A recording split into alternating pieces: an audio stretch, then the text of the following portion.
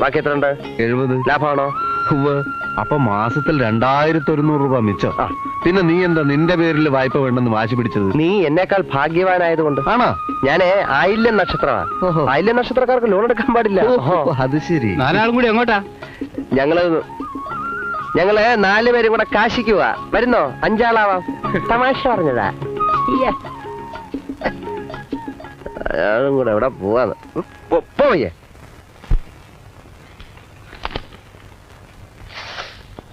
ചാത്തുവേട്ട, ഞങ്ങളുടെ പ്രശ്നങ്ങളൊക്കെ തീർന്നു.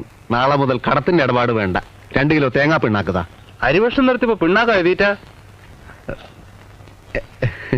പശുക്കൾക്കാ.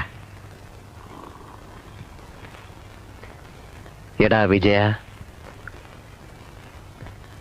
എന്താടാ ദാസ? എടാ നമുക്കെന്താ ഈ ബുദ്ധി നേരത്തെ തോന്നാത്തത്? ഏത് ബുദ്ധി? അല്ല, കണ്ടവന്റെ ഇടിയും തൊഴിയും വാങ്ങി നക്കാപ്പിച്ച ശമ്പളത്തിന് ജോലി ചെയ്യുന്നതിന് പകരം ഇതുപോലെ സ്വയം ബിസിനസ് ചെയ്യാനുള്ള ബുദ്ധി. ദാസ, ഓരോന്നിനും അതിൻ്റെതായ സമയമുണ്ട് മോനെ. നമ്മുടെ ചെലവ് കഴിച്ചുള്ള മുഴുവൻ കാശും മാറ്റിവെക്കണം. ഇപ്പൊ 2 പശുക്കളല്ലേ? അതെ. അത് 4 ആയി, 10 ആയി, 50 ആയി, 100 ആയി, 1000 ആയി.